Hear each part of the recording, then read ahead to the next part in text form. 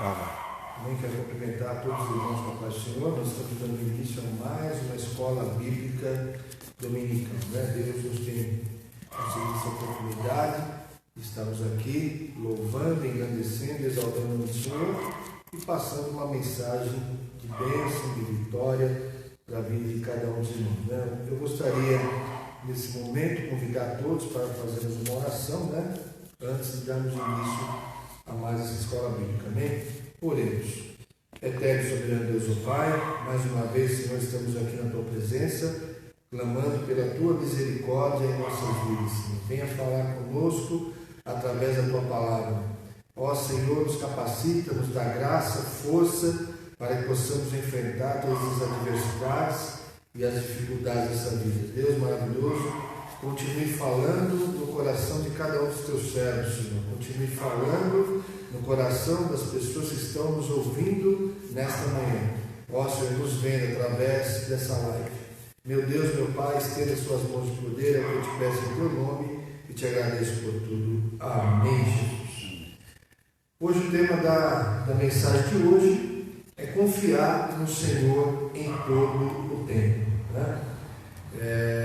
Graças a Deus, nós estamos aí passando por uma fase, mas Deus nos tem dado vitória, Então, mesmo em meio a tantas dificuldades, as adversidades da vida que nós enfrentamos, nós devemos estar sempre confiantes no Senhor, Eu gostaria de convidar a todos, para que nós pudéssemos ler o textual que se encontra no Salmo 46, verso 1. Deus é o nosso refúgio e socorro bem presente na angústia. A verdade aplicada nos diz que a maior coragem se revela na crise, quando colocamos a nossa fé focada em Deus. Nós temos, nesse estudo de hoje, alguns objetivos da nossa lição. Destacar a importância de restaurar o altar, mostrar que o Senhor sempre envia socorro e explicar que o inimigo sempre se levanta para cair. Eu gostaria de convidar a todos nesta manhã, para quem não tem a revista da Escola Bíblica Dominical, que abrissem as vossas Bíblias no livro de Isaías, capítulo 37. Estaremos lendo a partir do versículo 33, versículo 33, 34, 35, 36 e 37. Amém? Nos diz o texto de referência, Isaías capítulo 37, verso 37, ou 33. Pelo que assim diz o Senhor, acerca do rei da Assíria: não entrará nesta cidade, nem lançará nela flecha alguma, tampouco virá perante ela com escudo, ou levantará contra ela tranqueira. Pelo caminho por onde vier, por este voltará, mas nessa cidade não entrará, diz o Senhor, porque eu ampararei esta cidade para a livrar por amor de mim e por amor do meu servo Davi. Então saiu o anjo do Senhor e feriu no arraial dos assírios a 185.000.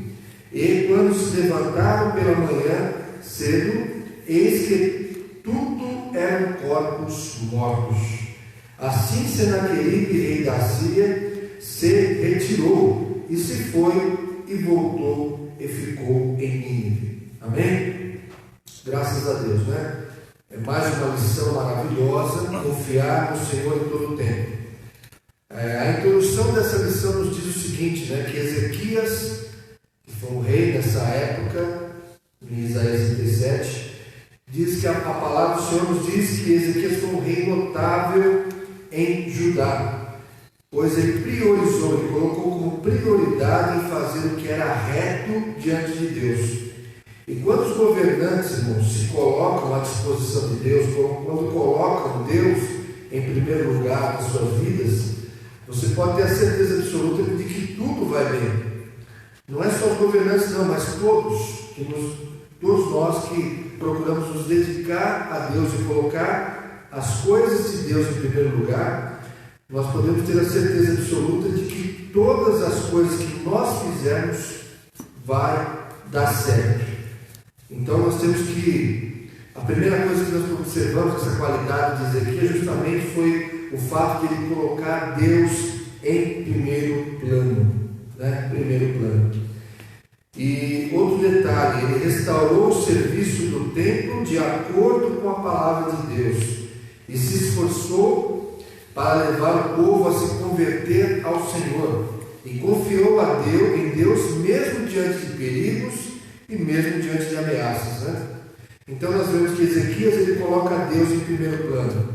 Então ele restaurou o serviço do templo, colocou isso como prioridade, ele se levantou para fazer a vontade de Deus através da palavra e fez de todos os seus esforços para que o povo daquela época, os seus dominados, né, fossem pessoas que realmente andassem segundo a vontade de Deus, né?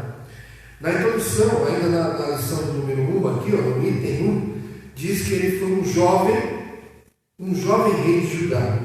O rei Ezequias, ele é o 13º rei de Judá e reinou durante 29 anos. A Bíblia nos diz que ele foi um bom rei, um homem admirado por todos aqueles que o rodeavam. Podemos dizer que Ezequias foi soldado, estadista, arquiteto, estrategista e um homem íntegro na sua vida, no seu cotidiano. O seu reinado foi marcado também por grandes desafios, mas também por grandes demonstrações de fé e fidelidade à aliança do Senhor. Então, nesta lição, nós vamos ver um homem que andou segundo os conselhos do Senhor. Então, é importante nós, como cristãos, andarmos sempre segundo a vontade de Deus, observar os mandamentos do Senhor, ser íntegro em toda a nossa jornada e caminhada cristã. Quando a Bíblia fala que o nosso altar deve estar de acordo com a vontade de Deus, quer dizer que a nossa vida, o nosso proceder, a nossa maneira de agir, a nossa maneira de se relacionar com as pessoas, tem que ser um relacionamento, tem que ser uma vida de integridade diante de Deus, né? Quem mentia, não mente mais. Quem enganava, não engana mais. Quem falava palavrão no passado, na presença de Deus, não fala mais. Quem se prostituía antes de estar na presença de Deus, não se prostitui mais. Quer dizer, que quando a gente vive uma vida de integridade, de acordo com a vontade de Deus, as coisas elas mudam. Eis que tudo se faz novo.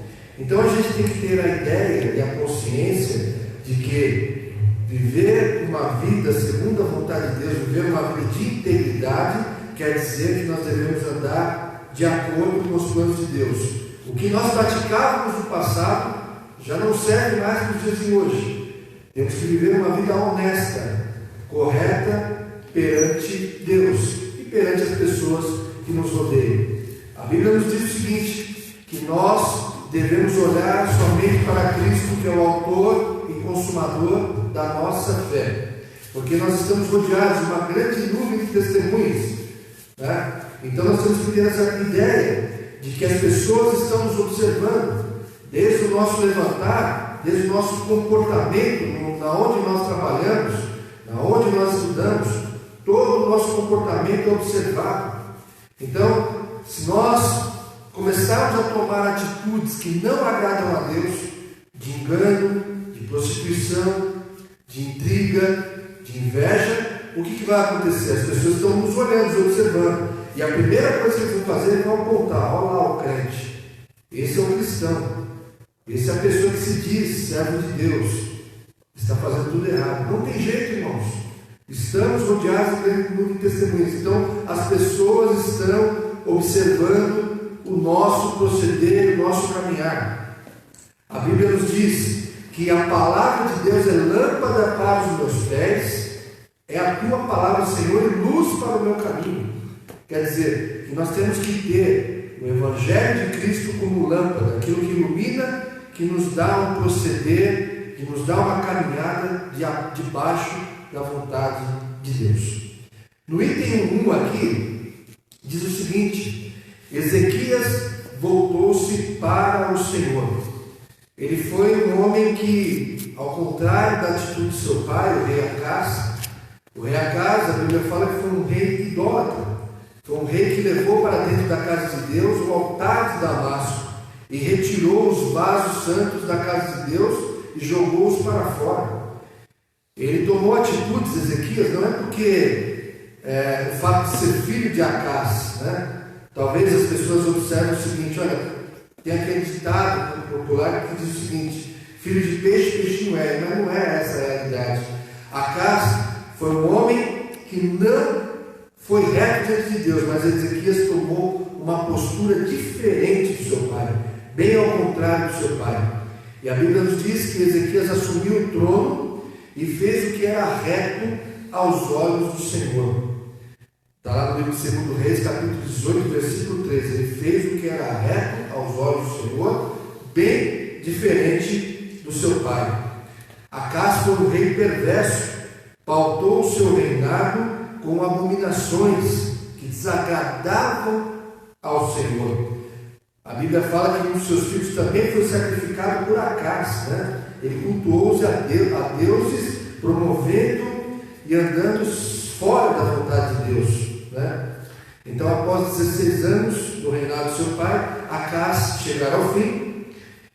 Por episódio da sua morte, Ezequias assume o trono e decide não seguir o legado deixado de idolatria pelo seu pai. Isso quer dizer o seguinte, irmãos: nem sempre, né, nós devemos seguir os conselhos em determinadas situações dos nossos pais. Ezequias talvez pensasse: meu pai, eu vou seguir ser como ele foi. E pelo contrário, algumas atitudes que ele tomou na sua vida foram atitudes que o diferenciavam, né? Ele foi contrário às atitudes que seu pai ocupou no passado.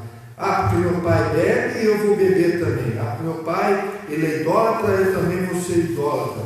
Porque meu pai, ele foi isso, eu também vou seguir o mesmo exemplo? Não. Né? Nós temos que ter, quando nós nos encontramos, temos um encontro com Cristo, muitas vezes nós somos contrários, né, ao que a nossa família ímpia, a nossa família fora da vontade de Deus, pratica as coisas que não são agradáveis a Deus. E nós, como nós temos uma postura cristã, uma postura na presença do Senhor, nós fazemos a vontade de Deus, estamos debaixo da vontade de Deus. Então, o que eu quero dizer a você nesta manhã é que você tem que procurar viver uma vida íntegra, uma vida segundo a vontade de Deus, e Deus vai fazer com que você prospere, vai fazer com que você seja uma bênção nas mãos do Senhor. Ezequias começou muito bem na sua história, e a Bíblia diz que ele buscou a santificação, reconhecendo a soberania do Senhor e reparando o tempo. Tem algumas coisas na nossa vida, irmãos, e a gente precisa aprender isso, que são essenciais. Outras são urgentes e outras coisas, elas são supérfluas, né? Coisas essenciais para a nossa vida, né? E isso acontece, né? O alimento é essencial. Tem coisas que são urgentes. Eu preciso de uma roupa, mas pode esperar um pouquinho só, mas eu vou precisar disso. E tem coisas que são totalmente supérfluas. E o que acontece com Ezequias? Ele simplesmente colocou na sua vida que viver a presença de Deus, de que reparar o altar da casa do Senhor, né? De que procurar fazer com que o povo se santificasse na presença de Deus e mudasse as suas atitudes de pecaminosidade, de erro, de uma série de coisas para poder viver uma vida segundo a vontade de Deus. Isso é o essencial.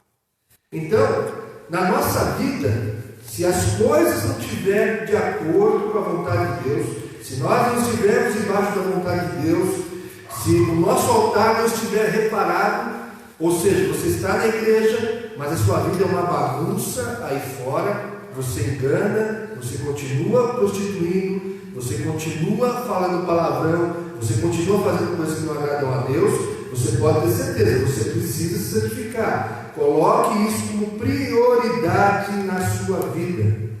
A Bíblia diz o seguinte: olha, buscai primeiro o reino de Deus e a sua justiça, e as demais coisas vos serão acrescentadas. Quando você prioriza as coisas de Deus na sua vida, no seu coração, na sua maneira de viver, na sua maneira de agir, Deus é prioridade. Pode ter certeza absoluta na sua vida que as guerras que você vai ter, que as lutas que você vai enfrentar, que as dificuldades que você vai enfrentar, Deus está no comando das ações e Deus vai fazer com que você seja um crente vitorioso para a honra e glória do Senhor. Então nós vemos que Ezequias, ele colocou como a essência, como coisa essencial, reparar o templo de Deus, consertar o altar. Temos agido conforme os preceitos do Senhor, ou temos deixado levar por legados perversos e idólatras deixados pelos nossos antepassados? Esse é o momento de rever as nossas atitudes e transformá-las em adoração para a glória de Deus. A primeira coisa que nós temos que nos observar é justamente isso, irmãos. Não é porque a nossa família, não é porque o nosso pai teve uma vida desregrada, uma vida idólatra, que nós devemos seguir o mesmo caminho e seguir as mesmas passadas. Então a Bíblia ela fala o seguinte, que é momento de nós revermos os nossos conceitos, procurarmos nós andarmos na pressão, porque a salvação é individual. Nem o nosso pai, nem a nossa mãe vai fazer com que nós sejamos salvos. As nossas atitudes têm que nos diferenciar diante do mundo. Nós já estamos num mundo tão corrompido, com tantas pessoas enganando, com tantas pessoas fazendo aquilo que não agrada a Deus. Nós temos que ser a diferença, fazer a diferença. E quando se fala de fazer a diferença, a Bíblia diz que nós devemos ser o sal da terra e a luz do mundo. Para que serve o sal? Se ele não for para salgar, para dar um tempero diferenciado ao alimento. Se o sal não tiver mais essa propriedade, ele é lançado e pisado pelos homens. Vocês sabiam que os nômades lá da China, eles colocam sal na carne, justamente para que o sal não tenha um processo de proteção da carne, para que a carne não entre em estado de decomposição. Então eles colocam sal. E o sal ele serve para dar um gosto a mais à comida. Certo? Então se o sal ele não serve para dar um sabor a mais, dar uma diferenciada, e não serve para conservar, quando a gente fala em conservação, é a conservação da nossa vida espiritual, da nossa santidade diante de Deus, diante de um mundo corrompido. Você exerce a influência, mas o mundo não pode exercer a influência na sua vida. Você é a diferença entre os seus familiares, mas os seus familiares não podem influenciar a sua maneira de viver. Então é bem claro isso, né? Quando a gente fala, nos dispomos a viver uma vida de santificação, é justamente nós estarmos a cada dia revendo os nossos conceitos, as nossas atitudes e procurar transformar essas atitudes para uma vida de adoração, para uma vida de louvor, para uma vida de glorificação na presença de Deus. Segundo ponto, primeiro ponto aqui foi a santificação, procurar fazer, isso é essencial, procurar fazer as pequenas coisas e levar o povo à adoração a Deus. Vamos tirar os balaíns, vamos recolher os vasos de santificação que era da casa do Senhor, vamos colocar aqui dentro, vamos tirar os altares que estão dentro do nosso templo aqui, vamos organizar esse templo. Então a primeira coisa, vamos organizar a nossa vida. Se você mentia, não mente mais. Se você falava mal do seu irmão, não fala mais, você está vivendo uma nova vida. Então, essas pequenas coisas, elas atrapalham a nossa santificação. Então essas pequenas coisas são essenciais, nós devemos eliminá-las elas. Agora nós vamos para as coisas urgentes, né? Ela precisa reparar o templo. Então ele no primeiro reinado, no primeiro ano do seu reinado, Ezequias, no mês primeiro, a Bíblia nos diz que ele abriu as portas da casa do Senhor e as reparou. E trouxe os sacerdotes e os levitas e os ajuntou na praça, oriental. Ele disse: ouvi-me, ó levitas, santificai-vos agora, e santificai a casa do Senhor vosso Deus e vossos pais, e tirai do santuário toda a imundícia. A primeira situação, que era coisa urgente, era reparar as portas do templo. As portas do templo elas têm que estar fechadas, e as janelas do céu têm que estar abertas para as nossas vidas. O que eu quero dizer com isso? Daniel, quando estava orando, e ali o rei Ciro, naquela época, baixou um edito, que naquele mês, ele foi influenciado por pessoas e foi enganado. E ele disse o seguinte, que ninguém poderia adorar a outros deuses, a não ser o próprio rei. E o que aconteceu, Daniel? Ele não deu ouvido, não deu crédito a esse edito, né? E a Bíblia nos diz que Daniel, quando ele entrava no seu quarto, ele orava 3 vezes ao dia. Ou seja, eles conseguiam observar Daniel orando, porque as portas estavam semi-abertas, eles observavam Daniel orando, mas mais do que isso, as janelas estavam abertas no quarto de Daniel.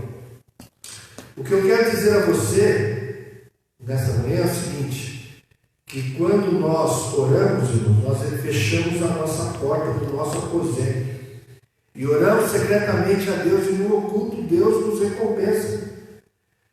Fechar a porta está no sentido de que nós devemos fechar a porta para toda pecaminosidade, para todo erro, para toda influência contrária do mundo. Fechar a porta para que as janelas do céu se abram, para que possamos receber as bênçãos de Deus sobre a nossa vida.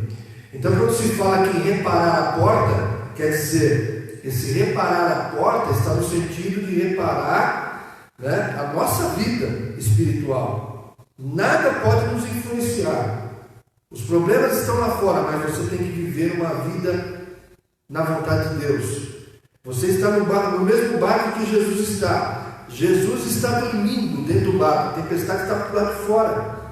Mas os discípulos, em algum dado momento, se desesperaram por causa daquela tempestade. Mas Jesus estava dormindo dentro do barco. Então é importante que você tenha consciência de que Jesus está no barco onde você está. A tempestade está batendo lá de fora, mas essa tempestade ela não pode tomar conta da sua vida. O desespero, a aflição, a angústia.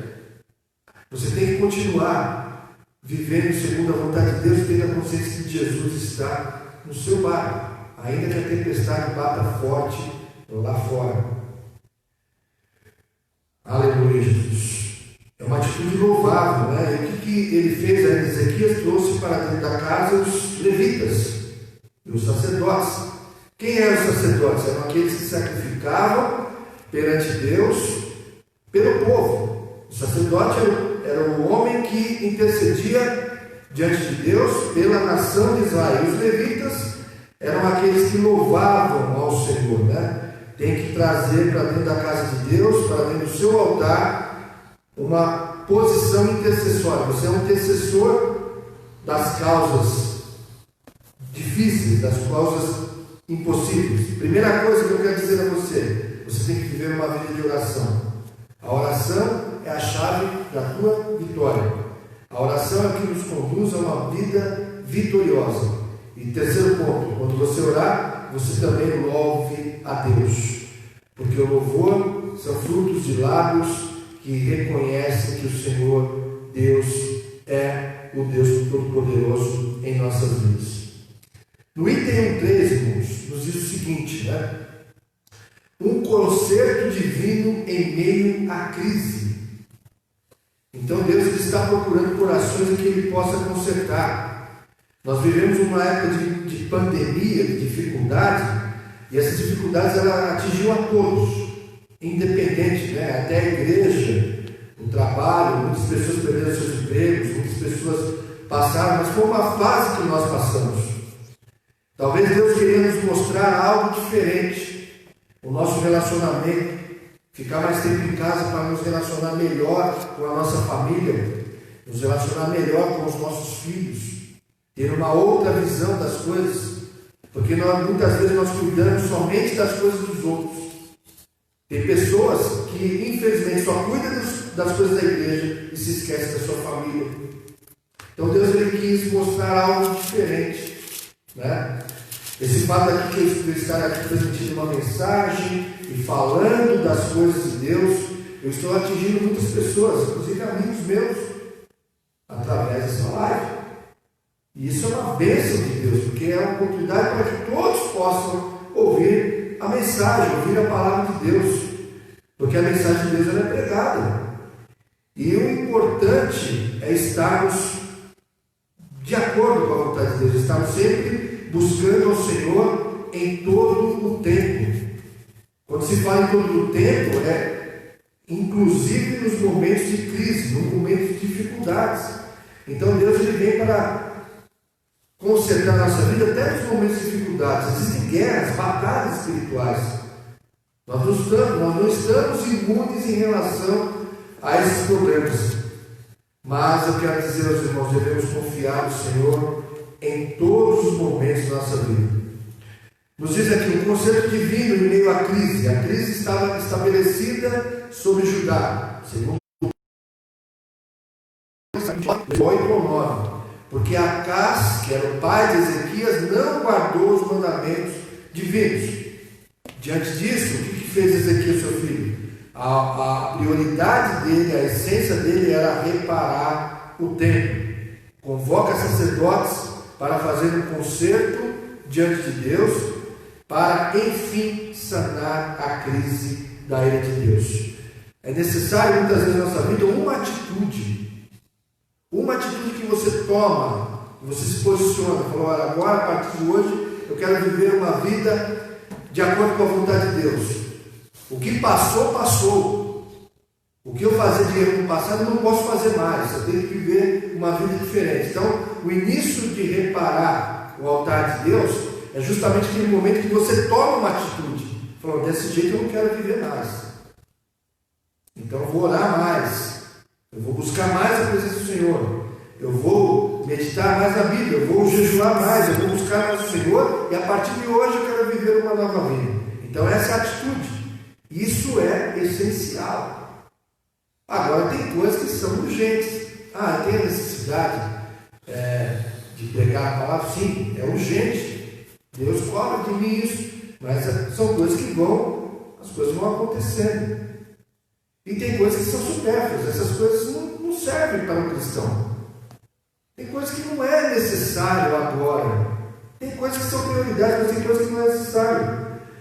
Mas Ezequias ele colocou como necessidade, olha, a primeira coisa, fazer com que o povo se conscientize de que eles precisam viver uma vida de acordo com a vontade de Deus. Segunda coisa é reparar o templo, é colocar em ordem, né? é arrumar a porta que está quebrada, é colocar os sacerdotes aqui em ordem, intercedendo pelo povo, é colocar os levitas para louvar a Deus. Então, com isso, irmão, as coisas começam a mudar. Todo líder ele deve ter visão. Sem visão não chega a lugar nenhum. Você tem que ter visão de Deus. Porque você tem um objetivo a seguir, você tem uma meta a cumprir, você tem um algo para traçar, né? Para chegar a um objetivo. Sem destino, sem um objetivo, nós não vamos chegar a lugar nenhum. Então nós vemos que ser líder de um povo, né, que foi o caso de Ezequias, é ter a chama acesa, é contagiar as pessoas, é fazer com que as pessoas se cheguem até Deus, é a alegria do líder, né, a alegria do líder e dos seus liderados, o destino dos liderados depende da visão do líder. Então nós não podemos desperdiçar a nossa vida inteira com propósitos, sem uma vida de propósitos, né? Nós temos que ter objetivos, temos que ter algo que nós devemos levar para vivermos uma vida segundo a vontade de Deus. Então a primeira coisa que você deve, para encerrar aqui esse primeiro tópico, que o nosso irmão Diácono Ademir estará falando no tópico 2 e 3, é ter a consciência de que o diferencial do rei Ezequias foi se preocupar em renovar a sua aliança com Deus. Então isso tem que ser a essência da nossa vida, né? A essência da nossa vida não é trabalhar. Eu sei que você tem que trabalhar, tem que estudar, você tem que se profissionalizar, você tem que ganhar dinheiro. Eu sei que isso é importante, mas a primeira coisa que você tem que fazer na sua vida para ter uma vida próspera, uma vida abençoada, uma vida vitoriosa, é reparar o seu altar de Deus, é você procurar viver uma vida segundo a vontade de Deus. Amém? Então, tenha consciência disso. Coloque isso na sua mente. Eu vou buscar a Deus em primeiro lugar. Eu vou buscar uma igreja, vou aceitar Jesus, andar segundo a vontade dele, para que a minha vida seja uma vida de vitória. E aquilo que eu praticava no mundo, eu não vou praticar mais. Eu vou procurar viver uma vida íntegra. E Deus abençoe a cada um dos irmãos. Amém? Salve a igreja com a paz do Senhor Jesus. Grande dia, hoje nossa aula muito próspera, muito para nós poder aprender nessa crise que estamos, crise de pandemia, falta de emprego, crise financeira também, mas Deus está no controle de tudo. Deus está olhando para todos nós. O que nós vamos aprender aqui, irmãos, é que estamos aqui para aprender que Deus está conosco no meio da nossa luta. Nós temos que confiar no Senhor em todo o tempo. Nossa confiança é nele. Como diz na lição de hoje, né? Porque lá em Salmos, em Salmo textual, nós vemos que Deus é o nosso refúgio, Ele é fortaleza, socorro bem presente na angústia. Fortaleza, irmãos, fortaleza no tempo dos bíblicos do Velho Testamento eram muros de 5 metros de largura, com 12, 13 metros de altura, e as pessoas estavam dentro. Naquela cidade achava-se na fortaleza, mas muitas fortalezas já foram destruídas pelo inimigo.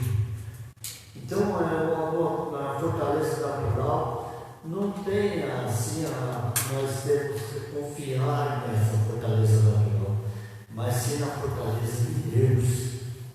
Essa é a nossa fortaleza, Ele é o nosso socorro, Ele é bem presente na nossa angústia. Aqui no tópico 2, na lição 2, vamos no tópico 1, já aprendemos o tópico 1, vamos aprender agora o tópico 2, que é reavivados no meio do caos. Nós temos que nos preocuparmos se o mundo está caindo lá fora, mas se você está na segurança dentro dos parâmetros da vontade do Senhor, Deus está cuidando. Como diz lá em Mateus 6, no versículo 31, vou ler uma parte aqui, para os irmãos ver que não andeis inquieto, dizendo, não andeis inquieto, dizendo, que comemos, o que beberemos, o que nos vestimos, porque todas essas coisas os gentios procuram.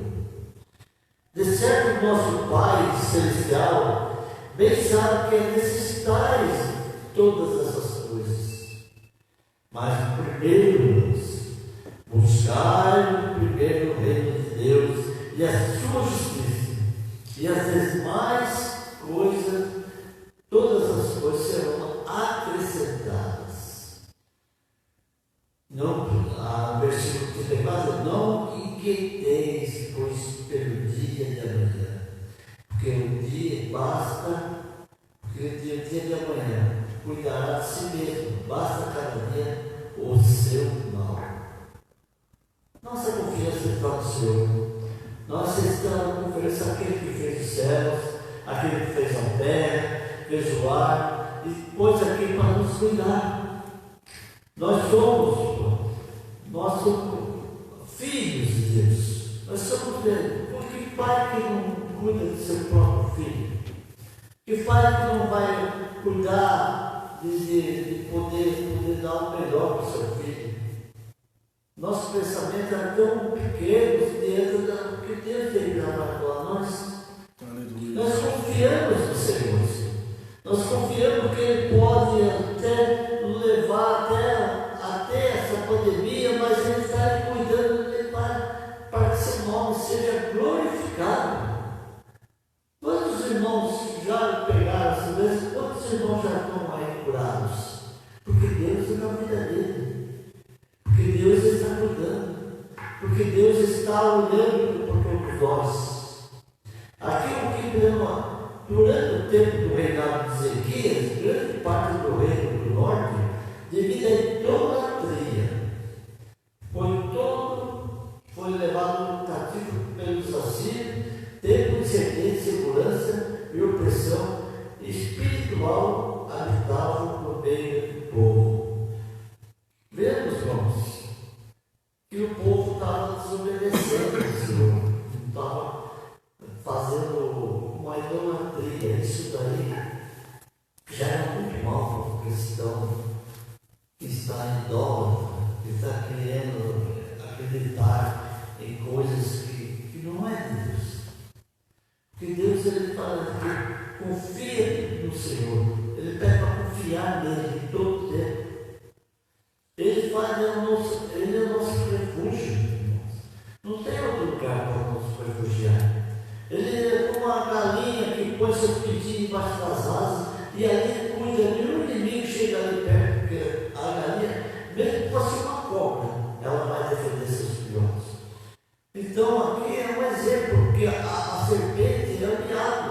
Ele está aqui para nos maltratar, para nos acertar, mas Deus está cuidando como a galinha dos pintinhos, dos seus pintinhos que estão ali debaixo das suas asas.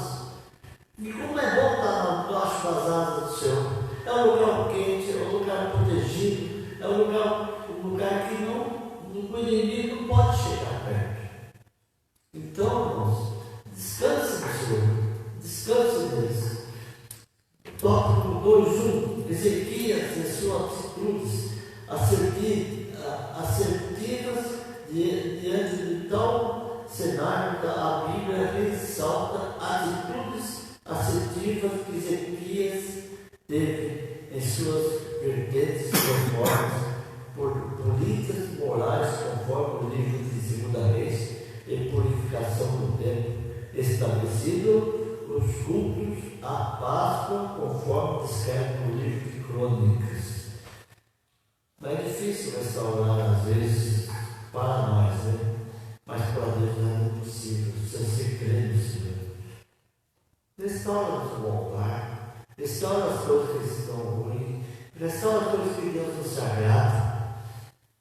Se arrependa dos seus pecados, volte a Deus. Aqueles que estão separados, que estão desviados, olha, é tempo de renovar, fazer uma aliança com Deus de novo. É tempo de voltar a casa, é tempo de reformar o nosso templo. Nós somos templo. Nós somos templo morada do Espírito Santo. Deus fala que nós somos como um edifício, e como um edifício que é construído. E quando a base dele é um alicerce, é a pedra que está ali, a rocha que está sustentando aquele alicerce, é a rocha.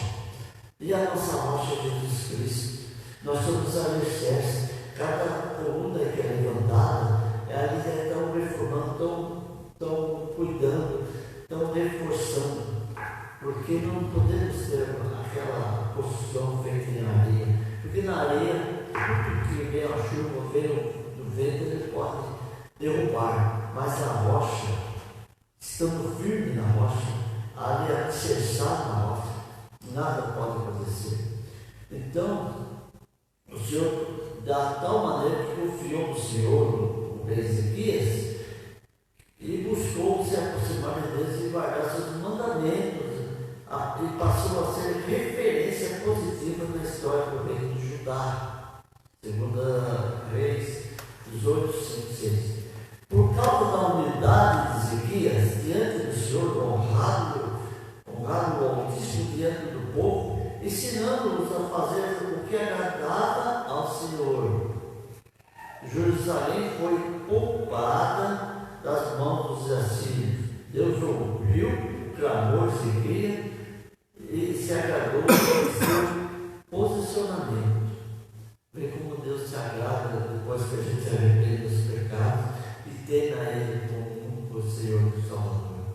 O Senhor está em toda a parte.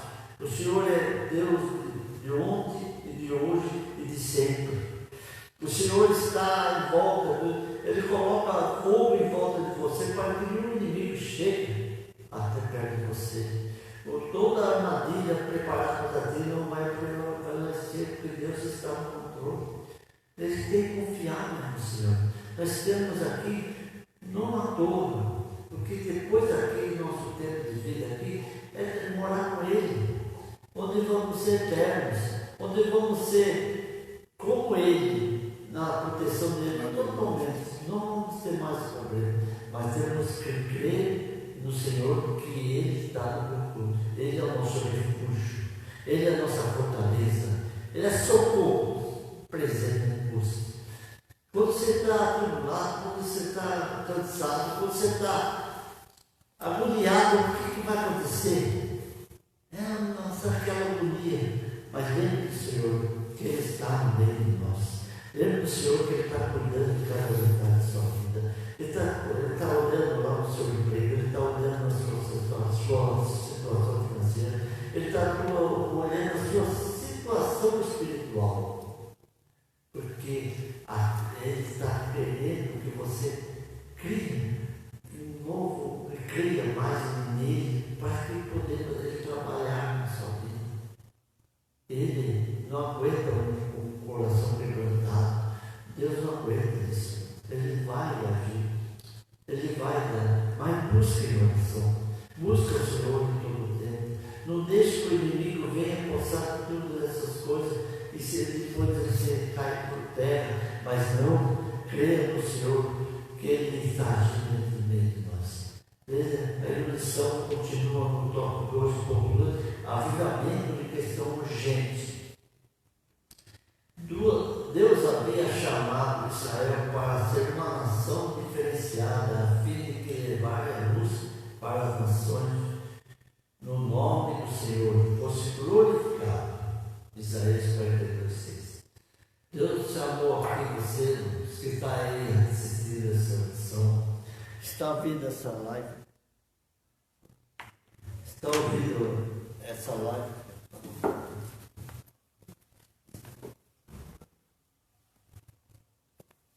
Está ligado aqui? Tá. Alô? Então, está ouvindo essa live? Então, ele vem cuidando de nós. Ele está aqui, falando que Deus havia chamado Israel para que levasse a nação. Nós estamos aqui representando um Deus, cara. Um Deus que é tudo forte. Um Deus que nós acreditamos. Não podemos mais fugir da realidade que Deus está sempre com nós. Nós cremos. O que é fé? Fé é o fundamento das coisas que se esperam e prova as coisas que não se vê. Então vemos, irmão, mas o povo do Senhor havia sido contaminado com as práticas pagãs. E afastando totalmente o Senhor dos seus mandamentos, longe da presença do Senhor, se encontramos tristes, dores, maldições, mortes e mortes. Vemos, irmãos, que no mundo, quando nós estamos na angústia, na agonia, está acabando o emprego, está acabando o dinheiro, nós vamos, no mundo você vai nas drogas, nas bebidas, você vai nos lugares para onde você quer se matar. Mas o cristão não. Quando ele está na prova, ele está passando por tudo isso daí, ele vai lá no pé da cruz. É lá o socorro. É lá que Jesus está olhando para você. É lá que Ele pediu, falando: vinde a mim que estás cansado, oprimido, que eu vos aliviarei. O fardo é Jesus que leva por nós. E quando eu aceitei Jesus, há 20 e poucos anos atrás, eu fui batizado, eu me senti tão leve que eu andava nas nuvens. Porque nossa confiança no Senhor permanece. Aquele todo fardo que está nas costas, você levando pesado, é tudo aliviado, porque a nossa confiança está no Senhor. O Senhor está no meio das nossas vidas. O Senhor está no meio das nas lutas de cada dia. Não deixamos nos amolecer, nos deixando nossa fé. Por causa da humildade que diante do Senhor, Jerusalém foi poupada aos nossos vacilos.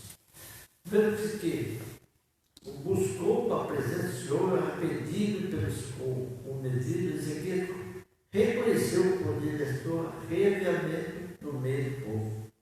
Salmos 80, versículo 3. Precisamos atentar às crises gerais, oportunidades no meio dos caos. Devemos nos levantar e buscar oportunidades de crescimento espiritual e uma maturidade cristã, consciente de que a fonte do nosso fortalecimento é o Senhor, segundo Efésios 6:10. Fortalecer, nós temos que fortalecer o Senhor. Ele cuidará de nós. Então, 2.3 diz também os pilares para o avivamento. Quais reconheceu a urgência na necessidade do povo de se encontrar e buscou reavivamento para ajudar. Para haver um avivamento, é necessário estar pautado em 4 pilares. Quais são esses 4 pilares?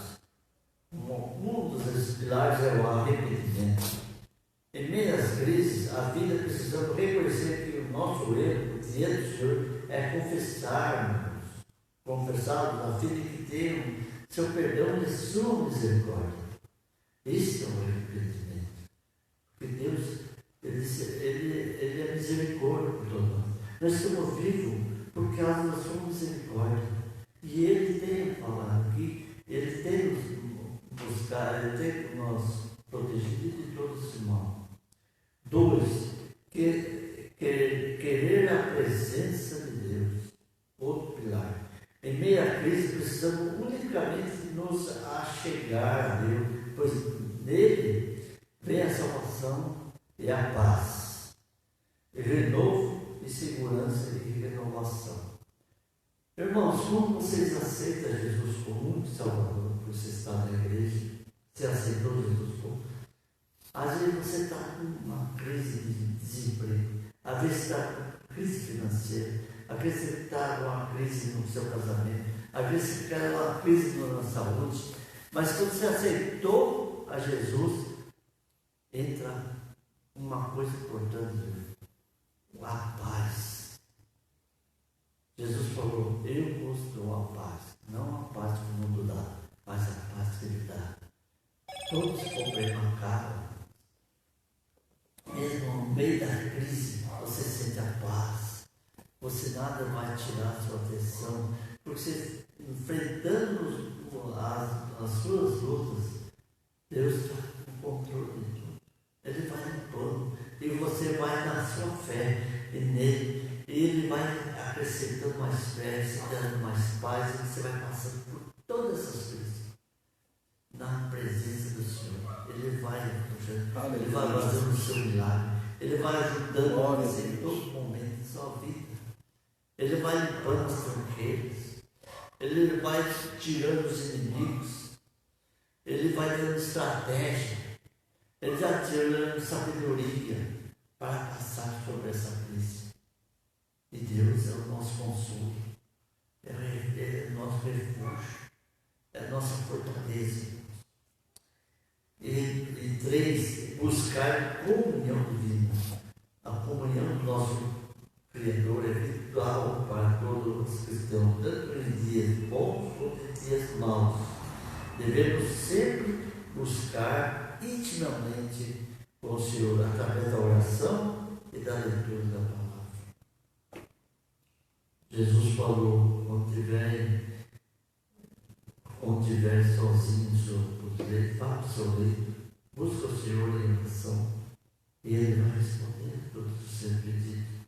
Ele está ouvindo tudo que você está clamando. Aleluia, Deus, glória a Deus. Não aguenta uma oração quebrantada. Ele está ali para ajudar. Ele está ali para olhar para cada um de nós. Ele é nosso Pai. É nosso Consolador. Ele Aleluia, nos Jesus. consola. Jesus falou: eu vou para o Pai, mas não deixarei você órfão. Mandarei o Consolador. É o Espírito Santo que está aqui. É o Espírito Santo que está no meio de você, te consolando, te mostrando o caminho, te fazendo tantas coisas, que você fica até impressionado às vezes. Mas como aconteceu isso? Como aconteceu aquilo? Como que eu posso sair dessa? Porque é o Espírito Santo trabalhando em você. É o Deus aqui no meio de sua vida. É o amor dele, por a misericórdia dele no meio de você que está agindo. Então não preocupeis com o dia de manhã. Busca Deus em todo o tempo. 3. Pilares para o avivamento. Ezequias reconhece, aqui já li, né? É aqui. A oração, é que eu não estou é a oração. A oração em tempo de adversidade busca a face do Senhor e é preciso, Jesus nos ensinou que o tempo devemos estar conectados com o Pai em oração, pois Ele é a fonte de fortalecimento e reavivamento. Eu aprendi que a igreja do Senhor necessita viver em novo avivamento. Aleluia, Jesus.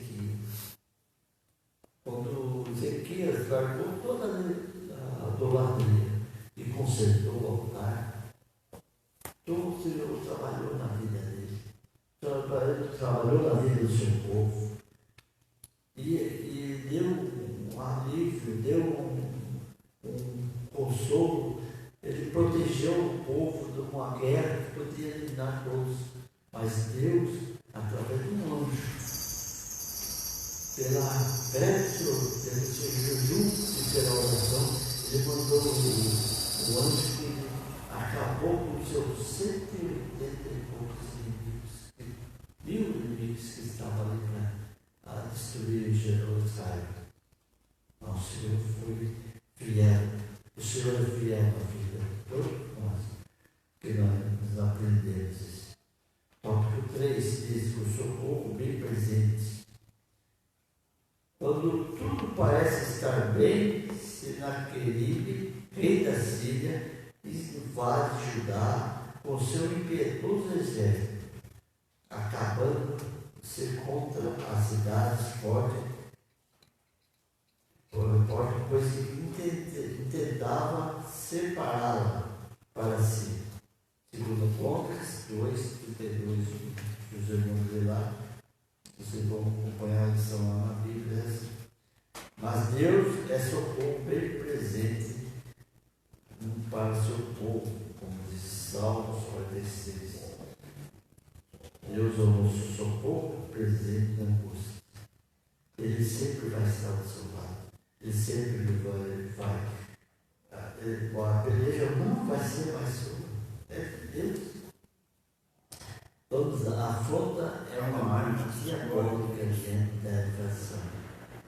Ezequias fortificou os muros, garantiu o abastecimento de água da cidade e o motivo do povo para que não temesse a Senaqueribe, pois Deus estaria com eles naquela batalha. O rei assírio enviou seus servos de Jerusalém em mensagens de afronta a rei Ezequias e ao povo de Judá, cismando, aí, e ainda em sua ansiedade, Senaqueribe blasfemou contra Deus. Foi um erro que ele fez, blasfemar contra Deus. Ele confiava no seu exército, ele confiava nos seus cavalos, nas suas armas, mas nenhuma ferramenta preparada contra ti prevalecerá, porque Deus está no seu meio, Deus está lutando, Deus está pelejando por você, nada pode acontecer. 3.2 Apresentando as cartas e ao Senhor. Ao receber o ultimato do rei da Síria, Ezequiel recorreu ao auxílio do Senhor, orando e clamando por sua intervenção. O rei de Judá entendeu a estratégia do maligno e não cedeu à afronta do oponente. O Senhor foi na casa, o Ezequiel foi na casa do Senhor e apresentou a Deus de Israel em oração e mensagem de afronta e ameaça de Senaqueribe. Buscar o Senhor em oração sempre quando tivermos em angústia. Deus está pelejando por nós. Ele não vai perder nenhuma batalha. Deus não perde batalha. Ele é Deus do exército. Ele é o Senhor de todas as coisas. Foi Ele que criou. Até o próprio inimigo foi Ele que criou. Por que vai ter que temer para uma coisa que Deus está no controle? Ele está no controle, irmãos. Ele tem confiança no Senhor e tudo vai dar certo. E o rei de Judá intercedeu diante do maligno e não cedeu, né? Aí apresentou Deus Israel, mensagem de afronta e ameaça de seguir. Ele humilhou-se perante o Senhor de Israel. Isaías 31:5, clamando a Deus por socorro. 2 Reis 19:15-19, Senaqueribe utilizou a afronta com armas para desestabilizar o povo de Israel, de Judá. Para Ezequias não caiu na cidade, buscou-se de Deus Todo-Poderoso. Só Deus pode livrar de um exército inteiro contra uma maioria que o Ezequias tinha. Ele creu no Senhor, ele buscou o Senhor, ele pôs toda a sua crença que Deus podia livrar de tudo. Irmãos, naquele tempo, quando o inimigo olhava para a fé de Israel, ele sempre olhava pela fé. Ele sempre olhava se o altar, se a arca de Deus estava lá naquele tempo. Se a arca tivesse no tempo, o inimigo não ousava enfrentar Israel. Mas se a arca saísse daquele tempo, que é a presença do Senhor de Israel, todo inimigo ganhava aquela terra. Todo inimigo. Mas a peleja com Deus, eles não conseguiam. Vocês vão ver que lá para frente, Deus vai levando todo o inimigo pela fé de Israel. A Israel sempre lutou com o Senhor na frente, andando, indo na frente, e o seu exército atrás, e nunca perdeu uma batalha. Aleluia, Jesus. Porque a confiança de Israel está no Senhor. Amém? E 3.3, a humilhação e exaltação diante das afrontas dos inimigos.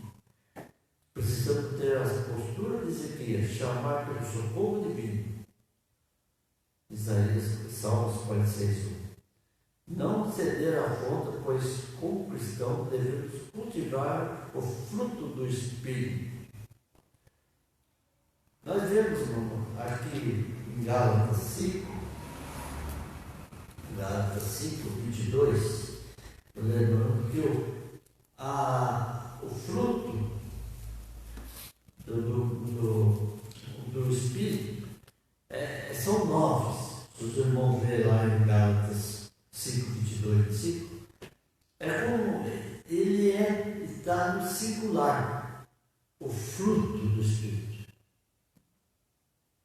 Então você vê que lá, mas as obras do maligno, você está lá no 19, vocês vão ler, está no plural, que são a falta da fé. Então, aquele maligno, aquele outro, eu vou ler lá para os irmãos, lá em Gálatas. Gálatas 5, nós temos aqui o Gálatas 5, versículo 29. Eu vou ler para os irmãos.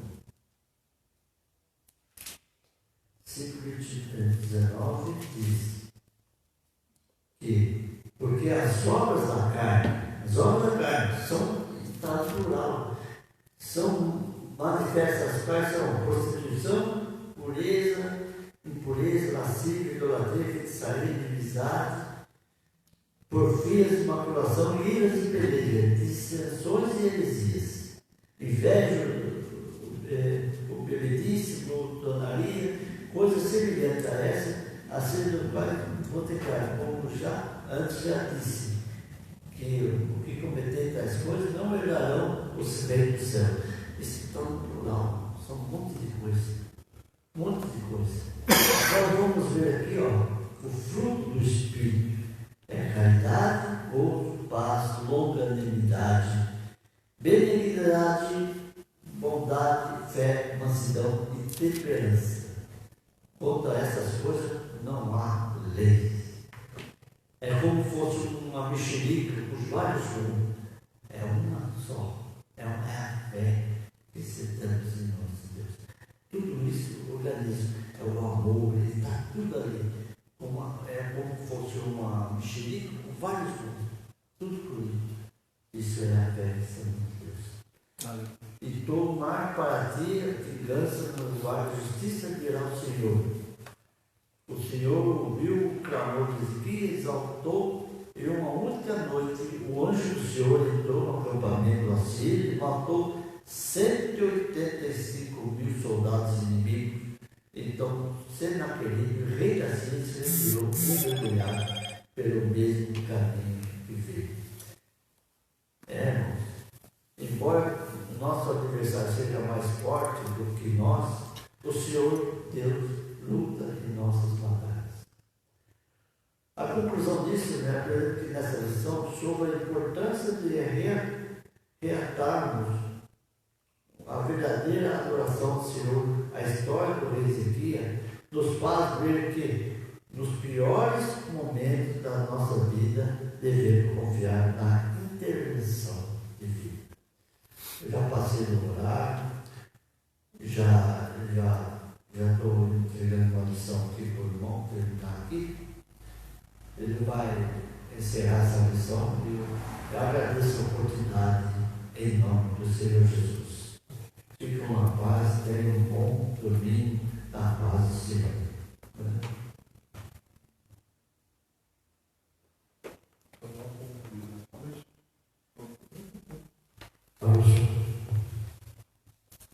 Amém? Eu quero agradecer a todos que estiveram aí, por nós, pela palavra que vocês estão ouvindo nesta manhã. Então, eu deixo aqui um resumo, né? Vamos colocar a nossa vida no altar de Deus, né? Mesmo em meio às dificuldades, mesmo em meio às lutas, mesmo em meio a tantos problemas, Deus está nos desafiando nesta manhã para nós vivermos uma vida em santidade. A crise ela não é proporcionada pela doença em si, ou pela pandemia, pelo coronavírus. A crise muitas vezes ela é provocada por nós mesmos, que muitas vezes nos esquecemos dos mandamentos de Deus. Então que Deus abençoe a cada um dos irmãos, que possamos